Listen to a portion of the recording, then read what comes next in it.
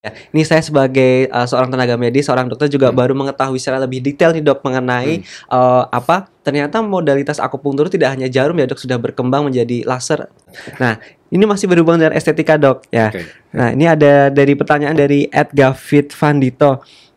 Ini bisa ngurusin badan nggak sih dok pakai akupunktur? Oke. Ya, Kan tadi kan baru dari muka ya dok. Ya. Kalau badan itu bagaimana dok? Apakah bisa gitu? Oke, ya. Gitu, baik. Berarti memang ini ya dok, akupunktur ini sudah diterapkan dalam segala permasalahan medis ya dok ya, dari yang tadi untuk cancer, nyeri kronik, bahkan sampai ke kesehatan ibu dan anak itu sudah mulai sudah memang diterapkan dan ada manfaatnya dan terbukti begitu ya dok ya. Ya.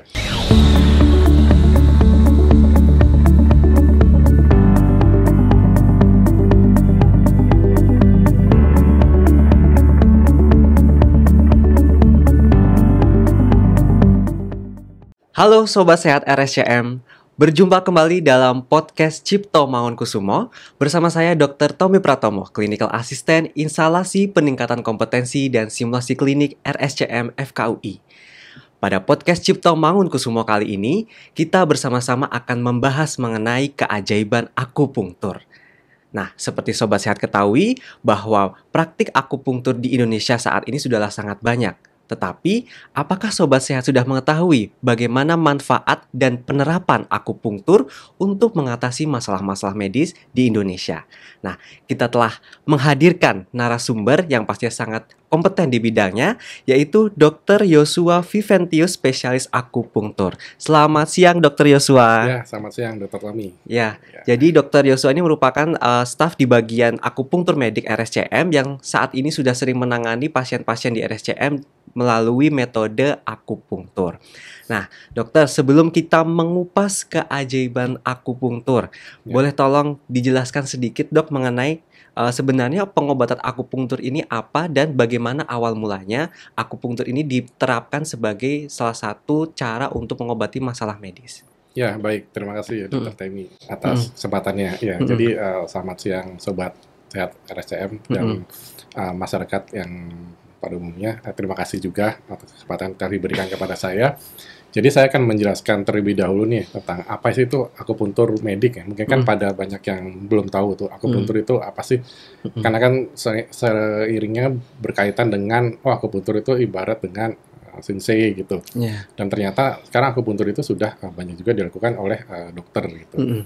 Jadi seperti kita ketahui bahwa akupunktur itu terdiri dari dua suku kata, yaitu akius dan punctura gitu. Akius itu artinya jarum dan punctura itu artinya menusuk gitu. Oke. Jadi kalau digabung tuh akius dan punctur, jadi akupunktur gitu. Jadi merupakan suatu metode di mana untuk menstimulasi titik-titik akupunktur dengan petunsukan gitu. Jadi memang dulunya itu akupunktur itu sudah dikenal ribuan tahun ya dok. Jadi sekitar 4.700 tahun ya, itu sudah umurnya sudah lama. Dan memang awal itu dari Tiongkok itu, dari Cina dulu. Dan asalnya dari situ dan juga kemudian berkembang itu. Dan awalnya memang awal mulanya itu adalah dengan jarum. Jadi jarum itu digunakan untuk menstimulasi titik-titik akupunktur. Gitu.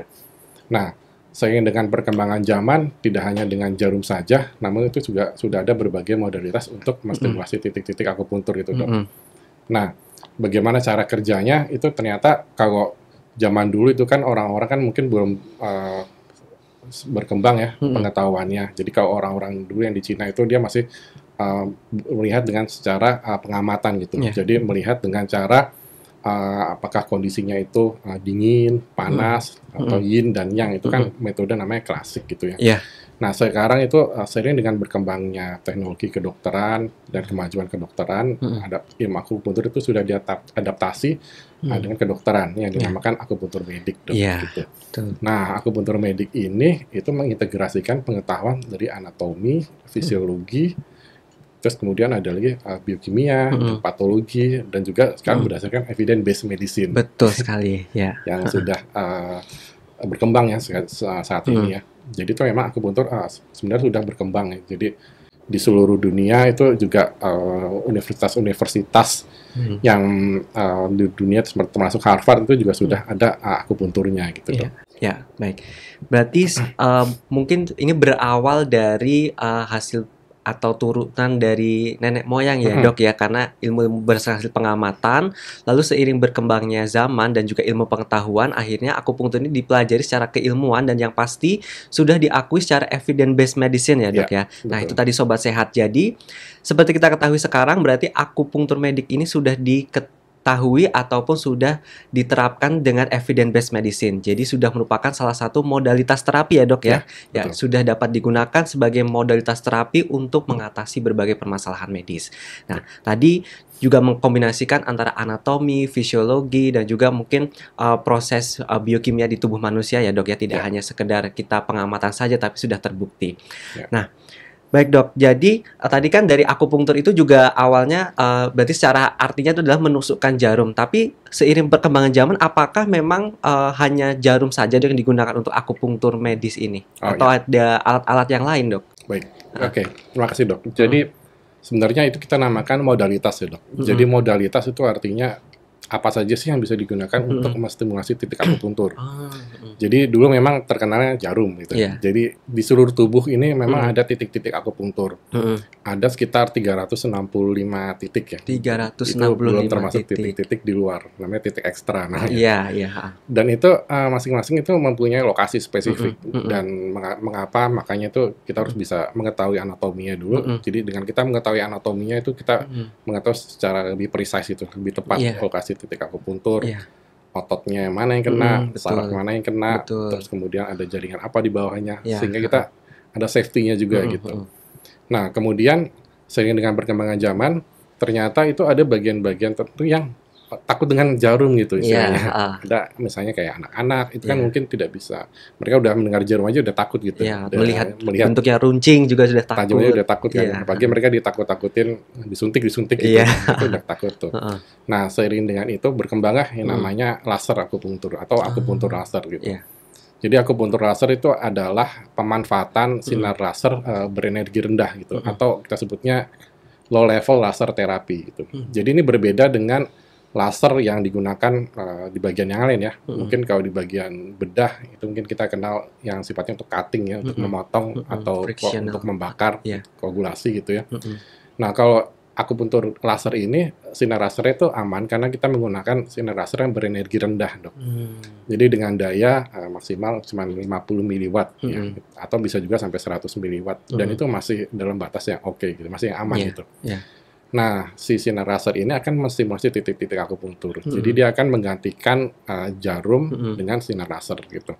Dan itu aman, tidak timbul rasa sakit. Jadi tidak sampai menimbulkan trauma gitu bagi anak. Dan juga bisa digunakan oleh orang lanjut usia gitu. Jadi untuk lansia yang takut dengan jarum bisa digunakan laser gitu.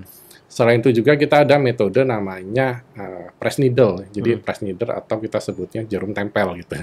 Kenapa disebut dengan jarum tempel? Karena memang bentuknya seperti plester, di mana di tengahnya itu ada jarumnya gitu. Jadi mungkin saya bisa Wah, ada di bawah ya dok ya.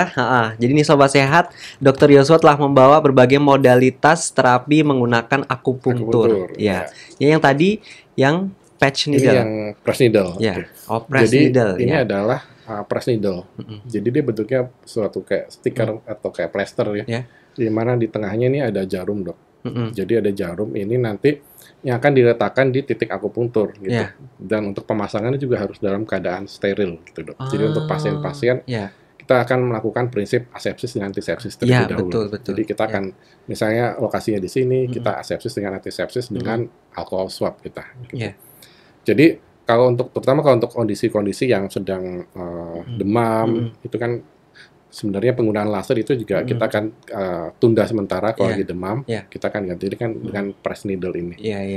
Ini saya udah bersih, jadi kita bisa langsung tempelkan. Ini sebagai contoh ya, sobat sehat sebagai contoh. Ini kita bisa tempelkan, ini ada titik akupunktur. Kita akan tempelkan di sini. Dan ini tidak nyeri sih, udah seperti ini. Itu ditempelkan berapa lama, dok? Ini bisa bertahan selama 5 hari. Jadi plester ini akan bertahan selama 5 hari. Dan ini biasanya kita akan menganjurkan ke orang tua pasien atau kalau pasiennya sudah cukup dewasa, kita akan anjurkan namanya akupressure. Nah, akupressure ini merupakan cara stimulasi dengan menggunakan jari kita. Jadi bisa juga, dok. Plester yang sudah kita tempelkan ini kita akan tekan seperti ini. Nah, ini adalah akupressure. Jadi akupressure itu adalah menstimulasi titik akupunktur dengan bantuan jari gitu.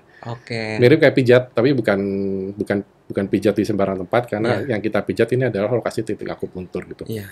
Dan kita pijat selama 2 menit nih di sini. Dan itu akan menimbulkan efek. Kalau titik yang kita pakai misalnya untuk mengurangi nyeri, misalnya banyak kita tangani di RSCM itu adalah pasien kanker gitu ya. Jadi pasien kanker, cancer pain itu kita berikan press needle agar efeknya bisa bertahan lebih lama gitu. Selain itu juga untuk mual muntah juga bisa kita tergantung dari titiknya tadi tergantung ya dok juga. ya. Berarti selain akupunktur ternyata nih sobat sehat ada namanya akupressure ya dok ya. Nah kalau akupressure tadi berarti dengan menggunakan ujung jari seperti ini, lalu ditekan dengan gerakan memutar sirkuler selama 2 menit. Dan penekanannya itu juga kalau kita perhatikan di sini kan ada kuku ya dok. Kuku kita kan merah ujungnya. Kalau kita tekan ujung sepertiganya, kira-kira itu akan memutih. Dok. Oh iya betul. Nah itulah kekuatan yang ideal untuk menekannya. Oh itu sobat sehat ya. Jadi untuk akupressure pun ada tekniknya ya. Jadi ujung jari sepertiga itu putih lalu diputar seperti ini. Betul. Kalau sudah dikombin dengan press needle ini, kita bisa tekan juga. Dan biasanya kalau untuk kasus-kasus seperti sakit kepala gitu, pusing atau otot yang tegang gitu, ini efektif gitu untuk membantu untuk mengurangi ketegangan. Gitu. Iya, luar biasa sekali ya. Ini saya sebagai seorang tenaga medis, seorang dokter juga baru mengetahui secara lebih detail nih dok mengenai ternyata modalitas akupunktur tidak hanya jarum ya dok, sudah berkembang menjadi laser. Dokter ada bawa lasernya? Oh ya, ini laser itu saya lupa ya. Jadi ini adalah alat namanya laser akupunktur atau akupunktur laser. Di mana ini prinsipnya adalah dengan cara memberikan penyinaran dengan laser berenergi rendah di titik akupunktur. Nah, jadi ini tinggal kita nyalakan. Tapi pas ini juga ada safety-nya ya. Jadi kita akan menggunakan kacamata baik operator maupun ke pasiennya gitu dok. Dengan tujuan untuk melindungi matanya. Jadi mata pasien itu kita sebab tahu kita nggak sengaja meleset gitu. Untuk prinsip safety ya dok ya. Kita tetap perhatikan. Tapi laser ini aman, dia tidak akan sampai membuat luka bakar atau bolong gitu. Karena tadi gelombang yang digunakan itu gelombang yang rendah ya dok ya. Betul. Nah ini prinsipnya adalah seperti ini. Anggap ini titik akupunkturnya tadi. Kita sudah nyalakan. Dan ini tinggal kita tempelkan saja. Kita tinggal tempelkan di sini dan kita nyalakan. Dan ini sebenarnya ini sudah nyala. Jadi lasernya ini akan nyala. Ini parameternya ada. Dan ini tinggal kita ada waktunya. Waktunya otomatis. Jadi sekitar 1 menit 30 detik itu dia nanti akan berhenti sendiri gitu. Oke, berarti memang sudah terukur dari alatnya ya dok ya. Untuk misalnya di titik-titik tertentu nanti akan disetting dalam berapa waktunya gitu ya dok? Ya, betul. Oke, ya betul. Berarti memang modalitas yang kita ketahui sekarang ini sudah banyak ya sobat sehat. Tidak hanya dengan jarum, tapi jarum ini sudah dikembangkan menjadi needle patch ya, yang bisa ditempelkan selama 5 hari untuk mengurangi rasa sakit mungkin ya dok ya. Walaupun mungkin sebenarnya tidak terlalu sakit ya dok ya, jarum akupunktur itu ya. Karena nanti jika terasa manfaatnya malah jadi melegakan gitu ya dok ya, jadi pain relief gitu ya dok. Baik ya. Nah dok, ini kan tadi kita udah mengenal lebih dekat lagi mengenai akupunktur ya dok ya. Kita sekarang akan masuk ke pertanyaan-pertanyaan dari sobat sehat RSCM yang sudah menanyakan melalui Instagram @rscm.official. Jadi yang pertama dok, nah tadi mungkin sudah dijelaskan tapi ini boleh dijelaskan lebih lanjut ya dok. Dari Dewi Akari, amankah akupunktur untuk para penyintas kanker? Nah, tadi kan dokter sudah jelaskan ya dok ya, untuk salah satu modalitas terapi di cancer sekarang ditambahkan akupunktur. Nah, itu bagaimana dok? Apakah aman dan penerapannya itu bagaimana? Baik. Ya, terima kasih atas pertanyaannya. Jadi untuk safety pada pasien kanker, ini dari jurnal itu juga sudah terbukti aman ya. Cuman memang kita harus perhatikan juga precaution-nya gitu. Kalau masih pasien itu nanti kita sebelum kita lakukan terapi kita akan melakukan screening terlebih dahulu dok. Jadi kita akan lihat apakah terdapat kontraindikasi. Kalau kontraindikasi yang biasa kita kan pilihan pertama itu adalah dengan menggunakan jarum dok. Jadi jarum akupunktur ini berbentuknya mungkin tadi belum saya tunjukkan. Itu ada beberapa bentuk yang jenisnya juga ya dok? Ukuran juga beda-beda. Ini ada ukurannya segini. Ada lagi yang ukurannya panjang dia. Nah, ada yang ukurannya panjang, dan ada juga yang lebih kecil lagi, yang biasanya digunakan untuk di wajah. Oh, Nah, Kalau mau ukuran jadi berbeda ya. Iya, iya. Jadi ada 3 ini. Iya. Makin kesini makin kecil dia. Oh iya, iya. Jadi beda ukuran ya Beda dok ya ukuran. untuk masing-masing indikasinya. Untuk masing-masing indikasi. Ah. Nah, kalau untuk ukuran ini nanti dia akan berhubungan dengan lokasi kedalaman titik akupuntur yang Iya. kita stimulasi. Iya, Kita betul. bisa stimulasi di wajah, di badan, atau di anggota tubuh yang lain. Iya. Nah, sebelum kita menusuk pasien kanker itu kita akan lihat terlebih dahulu. Yang pasti kita akan lihat lokasi tumor atau lokasi kanker itu ada di mana gitu. Misalnya lokasi kankernya ada di sini gitu, atau tumor tulang gitu. Iya. Nah, penggunaan jarum ini kita tidak boleh menusuk di daerah tumor atau kankernya Iya, betul, gitu.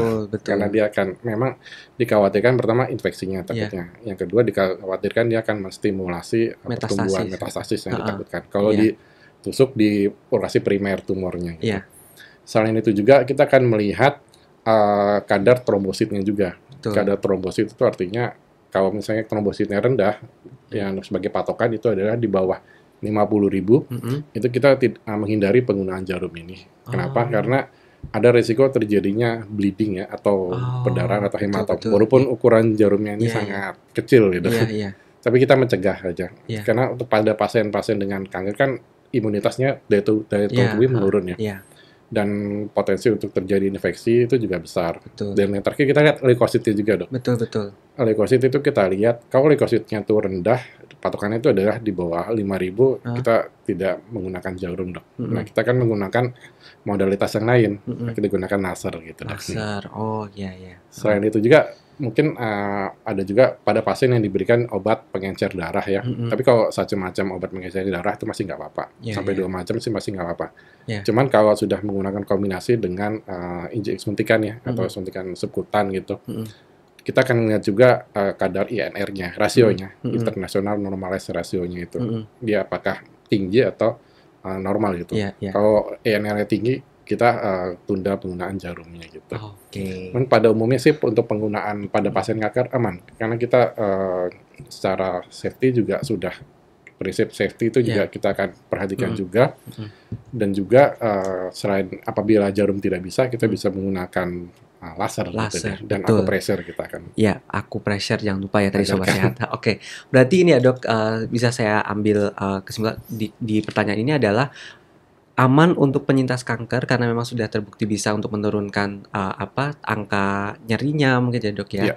Tapi yang pertama adalah harus dilakukan screening terlebih dahulu. Pasti ya sobat sehat, dalam melakukan intervensi ataupun tindakan medis, kita sebagai tenaga kesehatan pasti harus selalu melakukan anamnesis, pemeriksaan fisik, jika perlu pemeriksaan penunjang ya dok ya. Karena tadi kita harus melihat trombosit, leukosit dan juga INR-nya gitu. Sehingga ini bagi sobat sehat RSCM, apabila memiliki keluhan ya langsung konsultasi ke dokter spesialis akupunktur. Sudah ada ya dok ya? Sudah ada. Tersebar lulusannya di seluruh Indonesia dok? Indonesia. Ya betul. Jadi lulusan akupunktur medik ini sudah tersebar di seluruh Indonesia. Jadi misal sobat RSCM ini ingin menggunakan akupunktur sebagai salah satu untuk pengobatan penyakitnya, bisa langsung konsultasi ya dok. Nanti di situ bisa dilihat terlebih dahulu kondisinya seperti tadi. Jadi tidak langsung ditusukkan di bagian tumor primernya ya dok, karena ditakutkan nanti akan terjadi permasalahan lebih lanjut. Gitu.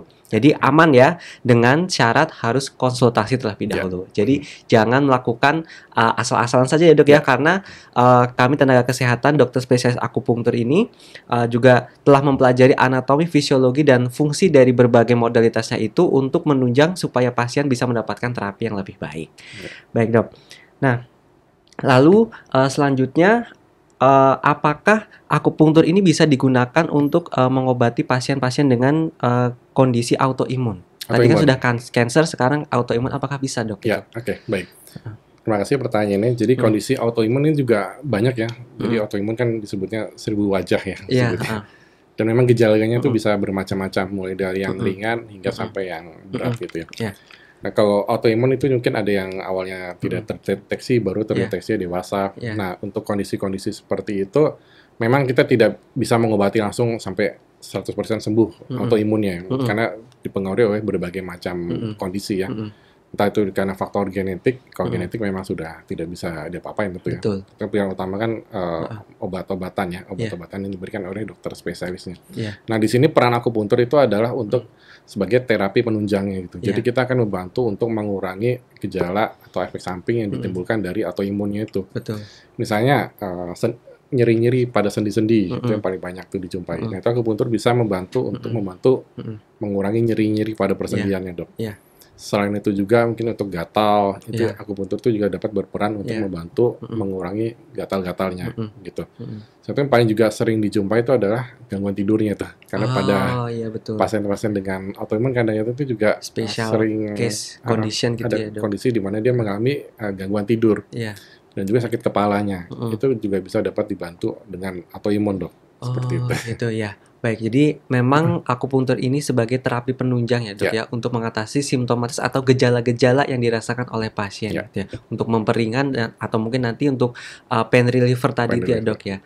Nah, sebenarnya, Dok, kan tadi autoimun kan pasti kita ketahui ya, Dok, mengkonsumsi banyak sekali terapi medikamentosa atau obat-obatan gitu. Nah, bagaimana nanti pastinya pertanyaan sebagai sobat RSCM juga, apakah aman, Dok, akupunktur ini dikombinasikan dengan konsumsi obat-obatan itu? Nah, itu interaksinya bagaimana, Dok, antara akupunktur dan juga pengobatan medis atau obat-obatan? Ya, baik. Terima kasih. Jadi tadi seperti kita ketahui kan bentuk jarum akupunktur ini seperti ini, solid ya sebenarnya. Jadi dia tidak ada lubang di tengahnya sebenarnya. Beda dengan jarum suntik. Kalau jarum suntik kan di tengah ada obat, ada lubangnya yang tempat untuk masukkan obat. Nah, jarum akupunktur ini bentuknya solid, padat, jadi tidak ada obat-obatnya. Jadi otomatis jarum akupuntur ini tidak menimbulkan reaksi dengan obat-obatan. Jadi aman untuk dipakai bersama dengan obat-obatan dokter. Nah, justru untuk obat-obatan itu kita sebagai dokter spesialisnya akan menganjurkan untuk tetap terus dikonsumsi, Dok. Jadi kita tidak akan mengutak-utik tuh obat-obatan yang telah diberikan oleh dokter spesialisnya gitu. Jadi yang berwenang untuk mengatur dosisnya itu adalah dokter spesialis penanggung jawab pasiennya, gitu. Iya, betul. Dokter asalnya gitu, Dok.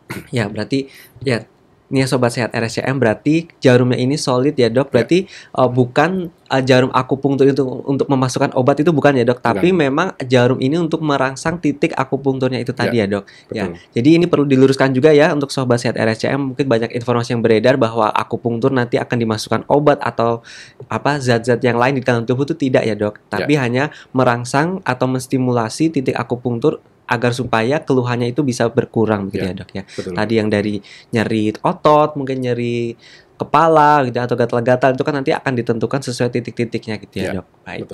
Ya. Jadi tetap aman ya dengan memperhatikan bahwa bagi yang mengkonsumsi obat itu harus tetap rutin dikonsumsi sesuai dengan aturan, ditambah juga akupunktur untuk mengurangi gejala-gejalanya, Dok. Baik. Siap. Nah, tadi sudah autoimun dan kanker, sekarang ada nih pertanyaan, Dok, dari 332 Aisyah. Ini di anak, Dok. Jadi apakah anak epilepsi yang belum bebas kejang bisa diberikan terapi akupunktur? Itu bagaimana, Dok? Baik.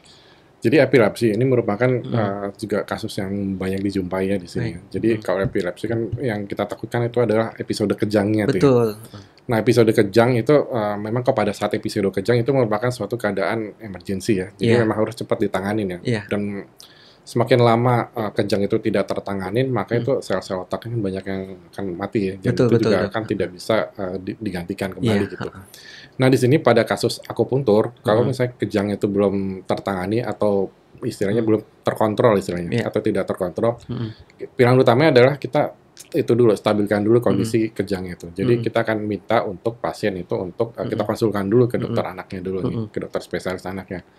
Baru nanti setelah mendapatkan pengobatan untuk epilepsinya, jadi sudah terkontrol, baru kita bisa combine dengan akupuntur.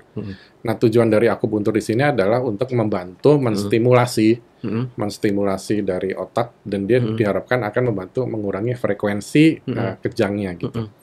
Teman, tetap kalau misalnya dia belum terkontrol, jadi kejang itu harus dikontrol terlebih dahulu. Kenapa tidak bisa kita stimulasi dengan akupuntur terlebih dahulu? Karena dikhawatirkan kalau kita stimulasi terlebih dahulu, maka itu kalau misalnya kita pasang jarum, itu takutnya timbul kejang. Nah, itu kalau lagi kejang kan agak susah ya, kita tidak bisa mengontrol kondisi seperti itu.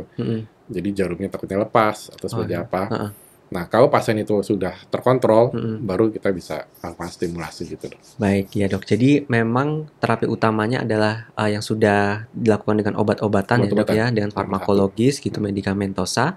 Tapi setelah sudah terkontrol nanti untuk menstimulasi sel-sel otaknya, karena epilepsi itu kan suatu gangguan ya dok ya. Betul. Jadi perlu diperbaiki, salah satunya adalah caranya dengan menggunakan akupunktur ini. Betul. Ya, untuk menstimulasi perkembangan sel-sel otaknya. Ya. Jadi kembali lagi ya, dari seluruh kondisi tadi memang perlu sekali ya dok ya, perlu sekali kita lihat pasien secara menyeluruh ya dok ya. Tidak hanya keluhan sesaat, tapi kita juga harus tahu penyakit yang mendasarinya, bagaimana kondisi sebelumnya ya dok, dan kondisi saat ini ketika diperiksa begitu. Sehingga tidak salah dalam memberikan terapi serta modalitasnya gitu, sehingga nanti akan mendatangkan manfaat untuk pasien.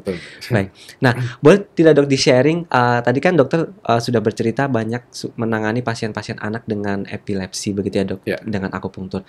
Boleh tolong sharing dok, di RSCM ini menangani pasien yang seperti apa, dan sekarang itu sudah kondisinya bagaimana gitu dok dengan akupunktur ini? Ya, kalau untuk pasien tentu di RSCM ini kan bervariasi ya dok. Jadi mulai dari yang di poliklinik hingga di rawat inap gitu dok.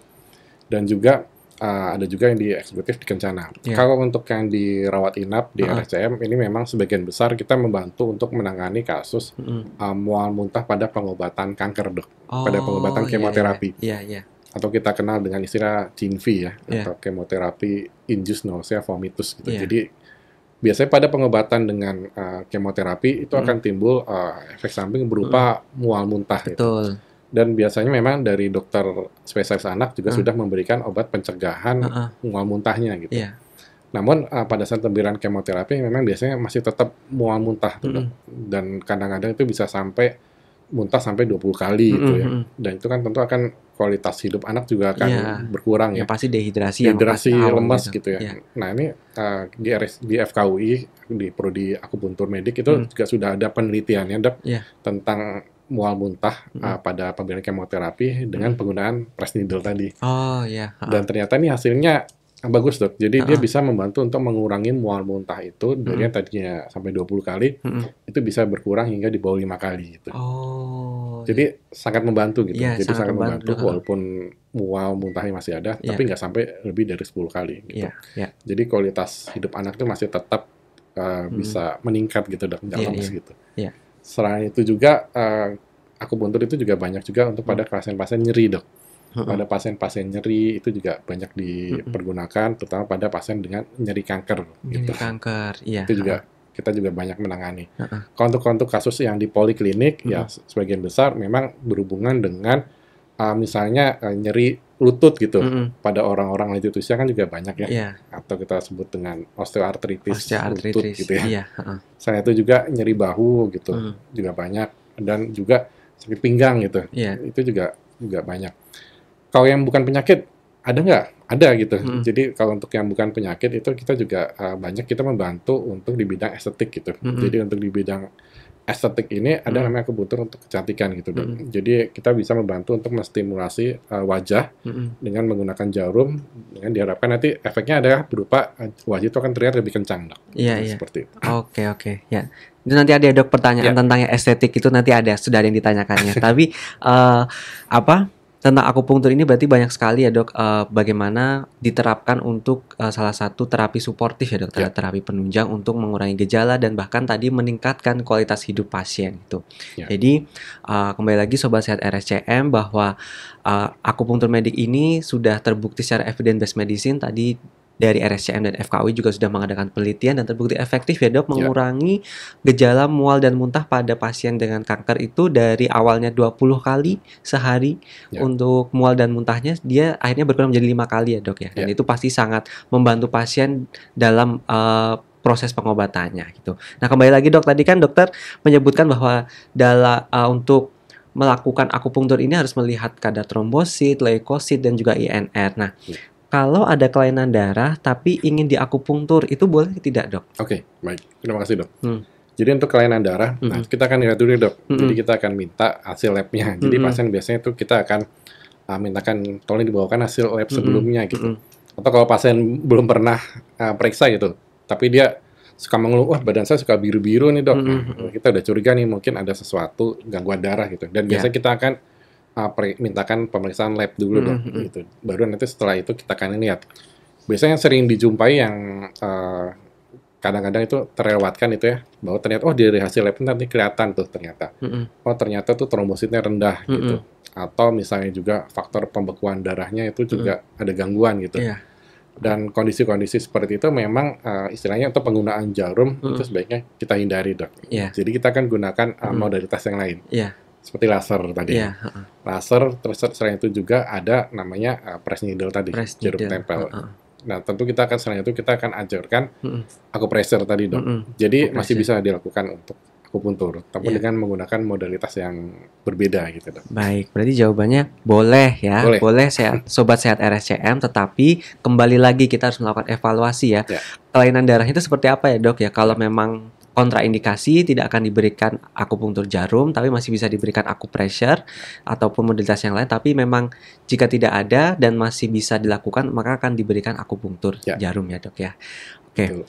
Nah, lalu selanjutnya kalau untuk misalnya saraf kejepit atau HNP itu ya dok, itu kan nyerinya kan kronik tuh ya dok. Nah sebenarnya penggunaan akupunktur ini bagaimana ya dok untuk nyeri-nyeri kronik seperti itu, dan dari pengalaman dokter serta bukti-bukti ilmiah yang ada, bagaimana peran akupunktur ini untuk meredakan atau mengurangi nyeri kronik yang diderita oleh pasien? Oke, baik. Ya pertanyaan yang bagus tuh dok. Jadi itu kasus-kasus nyeri pinggang itu yang sering dijumpai. Ya memang itu salah satu penyebabnya adalah HNP ya. Jadi kalau HNP kan sesuai dengan definisinya juga ada masalah hernia nucleus pulposus yang menekan ke jaringan saraf. Iya, betul. Nah, kalau itu bisa berupa dari ada robekan. Kalau memang itu kelainannya sudah berupa kelainan struktur anatomi atau kelainan tulang, akupunktur itu tidak mengobati tulangnya gitu. Jadi tidak mengobati masalah struktur anatomi, tapi yang diobati itu adalah mengurangi simptomatik dari efeknya dari penekanan itu. Penekanan itu akan berefek rasa nyeri ya. Nah, rasa nyeri itulah yang bisa dibantu dengan akupunktur. Seperti kita ketahui, akupunktur itu kan akan memberikan efek mengurangi nyeri. Nah, dengan nyeri berkurang, itu nanti otot-otot itu juga diharapkan akan lemas. Yang biasanya kalau nyeri itu kan otot-otot sekitar akan kaku ya. Dan itu juga akan mempengaruhi pergerakan struktur di bagian belakangnya. Nah, terus setelah itu pasien pasti akan tambah stres kan. Tambah stres, tambah cemas. Terus akhirnya dia kurang tidur, dan itu kan berupa menimbulkan lingkaran setan itu sebutnya. Dan lingkaran itu kan terus berputar, dan itu kan menambah nyerinya. Gitu. Jadi tujuan dari akupunktur kita adalah memutus cycle nyerinya itu dok. Jadi diharapkan nyerinya itu bisa berkurang, otot itu akan jadi lemas, kualitas hidupnya meningkat, dan akhirnya bisa agak terjadi perbaikan. Nah, bagaimana cara kerjanya? Itu sebenarnya akupunktur itu kan nggak ada obatnya tuh, dia nggak memakai obat. Nah itu efek akupunktur itu memang sudah diteliti. Dia pertama itu dapat mengurangi inflamasi atau peradangan ya. Jadi jalur-jalur setelah dari penelitian itu juga sudah terbukti itu dapat membantu untuk mengurangi peradangan yang timbul gitu. Walaupun dia hanya menggunakan jarum gitu. Nah juga kita bisa combine dengan menggunakan laser dok. Nah dari laser ini ada atau namanya laser akupunktur. Itu ada efek namanya biostimulasi. Nah, efek biostimulasi inilah yang ada efek antiinflamasinya, dok.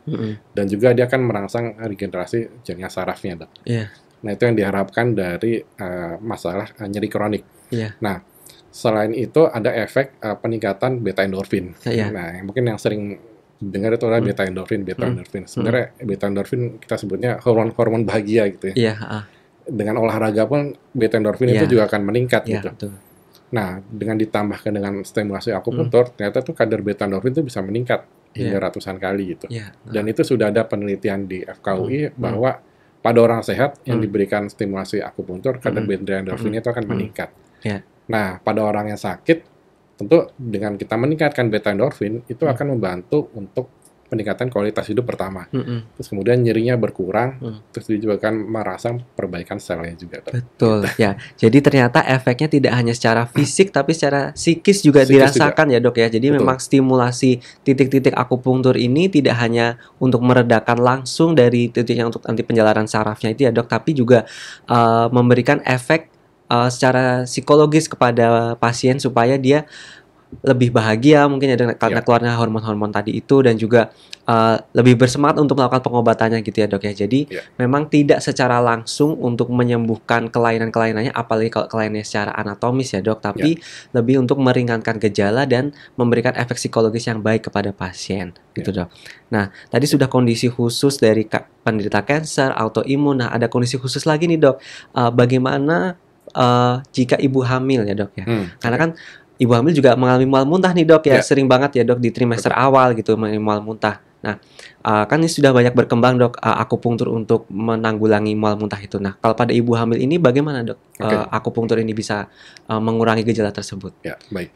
Pertanyaan bagus ya. Itu juga banyak dijumpai ya. Jadi memang pada kasus kehamilan itu tentu saja obat-obat kan dibatasi ya. Jadi obat-obatan dibatasi karena akan berkaitan dengan kondisi janin yang dikandung gitu. Jadi penggunaan akupunktur yang paling sering digunakan itu adalah pada kasus mual muntah pada kehamilan memang dok. Jadi biasanya pada trimester awal kehamilan itu ibu-ibu itu biasanya akan bisa mengalami mual muntah yang berlebihan ya, atau kita sebut dengan hiperemesis gravidarum. Nah, pada kondisi tersebut akupunktur itu juga dapat dipergunakan untuk membantu untuk mengurangi mual muntahnya tersebut gitu. Memang ada titik-titik yang kita kontraindikasikan ya, maksudnya tidak boleh dipergunakan pada kondisi kehamilan. Namun kalau pada kondisi mual muntah itu masih bisa dilakukan, kita bisa membantu penekanan. Ini sebenarnya hanya ada di pergelangan tangan di sini dok. Mungkin itu bisa saya demokan. Nama titiknya ini familiar. Letaknya di sekitar pergelangan tangan, 3 jari di bawah pergelangan tangan sini. 3 jari ya. Dan kalau kita laba di sini kan ada seperti kawat ya. Ini ada 2 tendon di sini ya. 3 jari di bawah pergelangan tangan itu ada di antara kedua tendon ini ya diletak titiknya dok. Nah titik ini bisa kita tekan seperti ini dengan tadi gerakan memutar selama 2 menit. Nah itu efektif untuk mengatasi mual muntah pada kehamilan dok. Jadi itu bisa kita pergunakan pada kondisi ibu yang mual muntah. Selain itu juga nggak hanya pada kehamilan aja. Jadi pada yang biasanya mabuk perjalanan suka mual-mual gitu dalam perjalanan itu bisa kita pergunakan titik ini gitu. Itu efektif ya. Ini kita dapat colongan nih ya. Jadi ada satu titik di ini ya dok, di bawah pergelangan tangan, 3 jari. Lalu di sini ada 2 tendon, di antara 2 tendon itu bisa diputar selama 2 menit. Bisa diterapkan ya sobat sehat RSCM yang sering mabuk perjalanan. Itu trik yang mudah supaya kita juga kurangin konsumsi obat ya selama kita perjalanan. Itu kan tidak baik juga untuk obat. Jadi kita bisa menerapkan akupressure untuk menanggulangi mual muntah akibat mabuk perjalanan tadi. Nah, lanjut lagi dok, ini masih dalam dunia ibu dan anak tuh. Kan tadi kehamilan dok. Nah, sudah kehamilan ini kan seorang ibu pasti akan nanti menyusui.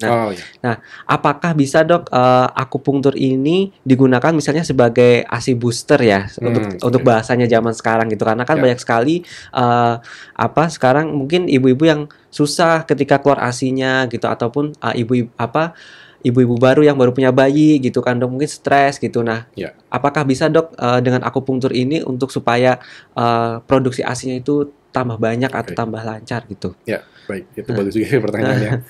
Jadi memang untuk membantu pengeluaran ASI itu juga sudah ada penelitiannya. Dan bisa dok, jawabannya bisa.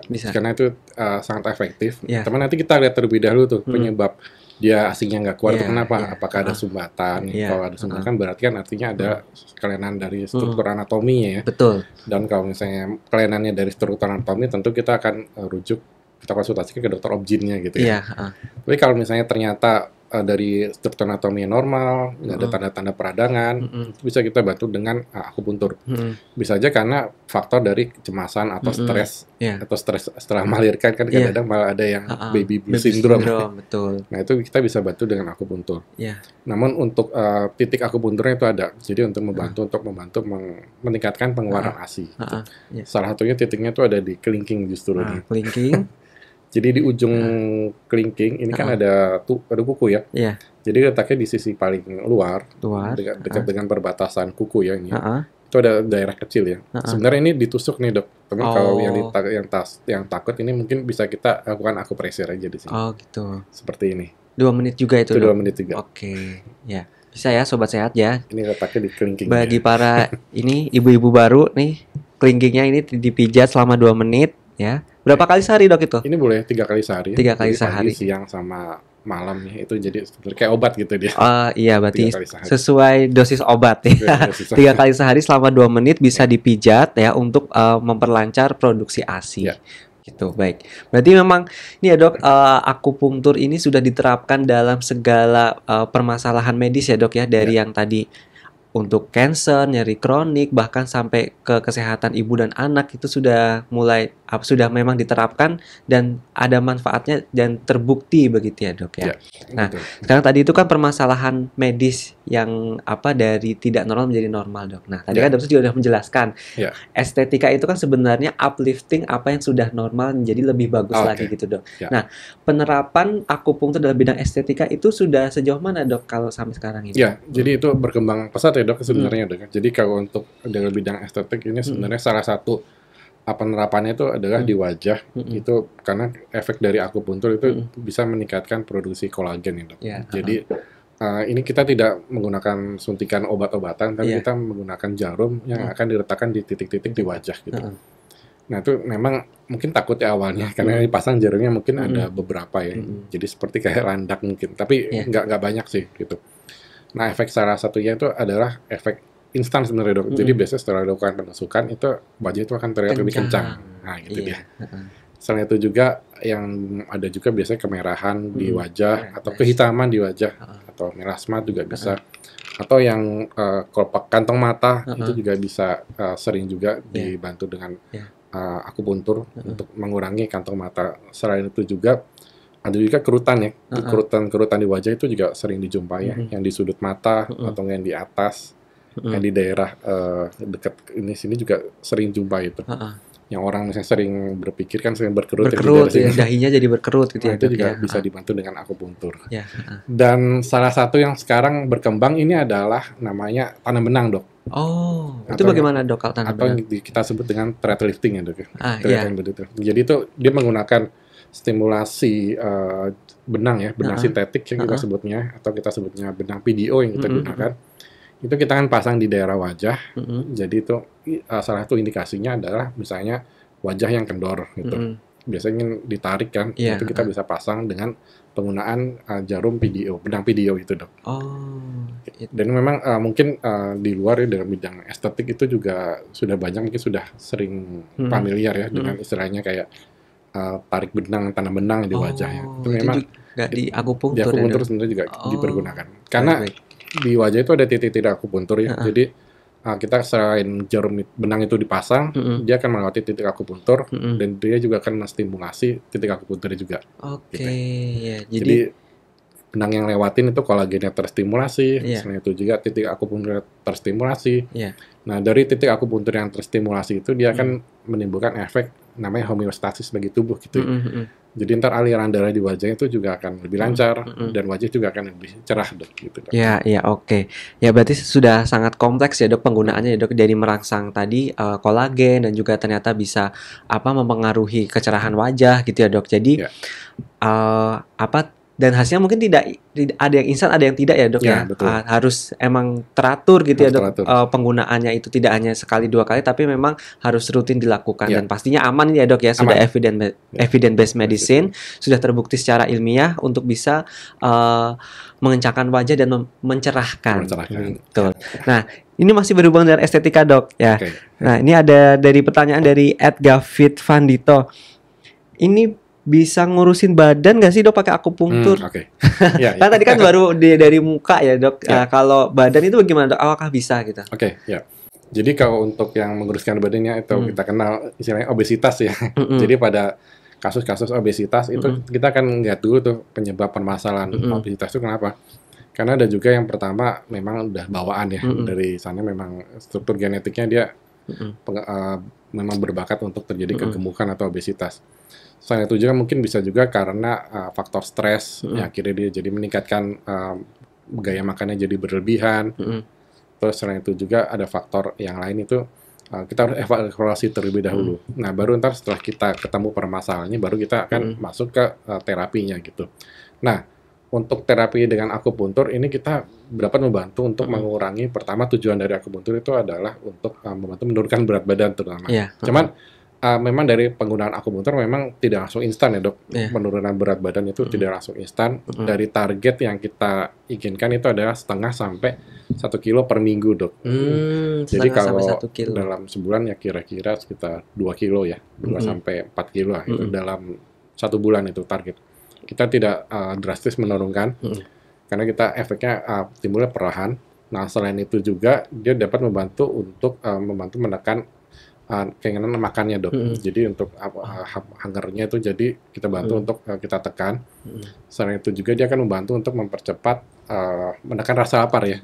Menekan rasa lapar. Terus juga untuk di perut nih biasanya kalau lingkar perutnya itu kan biasanya yang besar udah. Nah kita biasanya kan menggunakan jarum ya di daerah perut dengan tujuan untuk menghancurkan lemak dok di daerah perut. Dan kalau pada pasien-pasien dengan obesitas ini kita akan pergunakan juga namanya elektroakupunktur dok. Mungkin tadi belum disebutkan. Jadi elektroakupunktur itu adalah suatu stimulasi dengan menggunakan getaran dari alat elektrostimulator dok. Jadi setelah kita pasang jarum, kita akan hubungkan jarum itu dengan kabel dan setelah itu kabel itu akan menghasilkan getaran pada jarum itu dok. Nah di daerah perut ini diharapkan nanti akan timbul efek hipolisis ya dok. Jadi artinya lemaknya itu diharapkan akan hancur dari getaran itu dok. Gitu. Oke, berarti memang sudah advance ya dok penggunaan teknologinya dan memang tidak serta-merta seperti instan gitu ya dok, tapi juga tadi mempengaruhi rasa lapar untuk mengendalikan rasa lapar gitu ya dok. Dan pasti ini harus diimbangi ya dok dengan olahraga dan juga asupan nutrisi yang balance gitu ya dok, antara intake dan outtake-nya gitu ya dok. Oke, jadi tidak serta-merta dengan akupunktur tapi makanya tidak diatur ya sama aja ya dok ya. Biasanya kita combine juga dok. Jadi biasanya akupunktur kita combine dengan olahraga ya. Kan juga sudah ada kedokteran olahraga ya, spesialis kedokteran olahraga. Terus ada juga spesialis gizi. Nah biasanya itu kita dapat membentuk tim dok sebenarnya. Jadi kalau akupunktur dia membantu regulasi dengan secara hormonalnya dok, nafsu makannya kita bantu menekan. Dari gizinya itu dapat membantu untuk pengaturan takaran makanannya, kalori berapa dan sebagainya.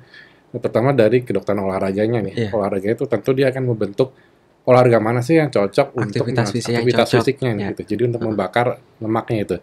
Otomatis kalau misalnya kita badan makannya itu udah benar, sudah terkontrol. Tapi yang dibakar tuh nggak ada, jadi tetap aja tuh. Jadi olahraga tetap harus sih. Ya betul dok, terima kasih. Jadi memang komprehensif ya dok penanganannya ya, karena memang obesitas itu tidak hanya satu ilmu saja yang dipakai, tapi multidisiplin ya dok. Memang untuk menanggulangi obesitas itu. Nah ini dok, sebelum nanti kita tutup untuk podcastnya, boleh dok tolong dijelaskan mengenai layanan akupunktur di RSCM ini dan bagaimana sobat sehat nanti bisa mengakses layanan tersebut dan apa yang harus dilakukan sobat sehat RSCM untuk bisa mendapatkan layanan akupunktur dari dokter spesialis akupunktur di sini. Ya, baik, terima kasih dok. Jadi untuk layanan di RSCM ini tentu akan terbagi, kita ada 3 tempat dok. Pertama ada di RSCM pusat ya, atau di unit rawat jalan terpadu di RSCM di lantai 3, yaitu kita di Poliklinik Akupunktur Medik di lantai 3 gedung ORJT. Yang kedua itu adalah di Polimadia dok, jadi unit pelayanan di Poliklinik Madia di RSCM. Dan yang ketiga adalah RSCM Kencana. Untuk RSCM Kencana itu adalah layanan eksekutif. Gitu. Jadi sobat sehat bisa memilih di antara ketiga lokasi tersebut bagaimana. Dan untuk jadwal kita dari Senin sampai dengan hari Jumat itu ada. Kalau untuk yang di ORJT yang T3 dari jam 8 hingga sampai jam 1 jam 2 ya untuk pendaftarannya gitu. Nah, kalau untuk RSCM Kencana tentu bebas gitu. Tapi bisa kita di sini ada by appointment dan kita ada di sini ada 3 dokter spesialis akupuntur medik juga. Jadi sobat sehat bisa memeriksa di website RSCM. Gitu. Oke, bisa cek di website RSCM ya Di untuk website jadwal RSCM. layanan berkonsultasi dan juga melakukan terapi akupunkturnya ya dok Betul. ya. Karena dari Senin sampai Jumat dan mungkin dengan by appointment juga Sobat Sehat RSCM semuanya bisa mendapatkan konsultasi dengan dokter spesialis akupunktur serta mendapatkan terapi yang sesuai dengan kondisi Sobat Sehat RSCM. Betul. Nah, dokter, sebagai penutup podcast kita pada hari ini, ada take home message yang ingin disampaikan kepada Sobat Sehat RSCM? Baik, terima kasih dok.